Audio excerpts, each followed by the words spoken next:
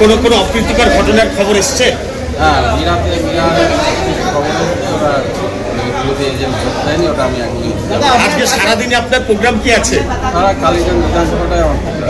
আপনার পাশে কোথায় ইভিএম খারাপ, এখনো পর্যন্ত মানুষ ভোট দিতে পারছে? দেখুন, এটা তো এদের কালচার। এই যে আমাদের সকাল সকাল যে জনগণ স্বতঃস্ফূর্ত ভোট দিতে বার হয়েছে, যার জন্য ওরা একটা পরিকল্পনা করে এই ইভিএমটা খারাপ করে রেখে যাতে জনগণ শিফট হয়, বাড়ি চলে যায়, সেই ভোটারগুলো আমাদের যাতে না আসে, সেটা আমরা দেখছি।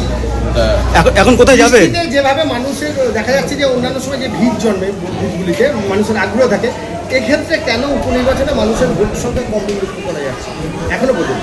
দেখুন, আজকে তো দুর্যোগ একটু ইয়ে হবেই, কিন্তু উপনির্বাচনে এরা তো ভোটটাই মানুষের যে গণতান্ত্রিক অধিকার সেটাকে প্রয়োগ করতে যান, যার জন্য মানুষ বাড়ি থেকে বার হয় কম, কিন্তু এবার অন্যরকম। ছাপ্পা ভোট লুট এরকম কোনো আশঙ্কা করছেন? অবশ্যই, এতে সেইটাই কালচার।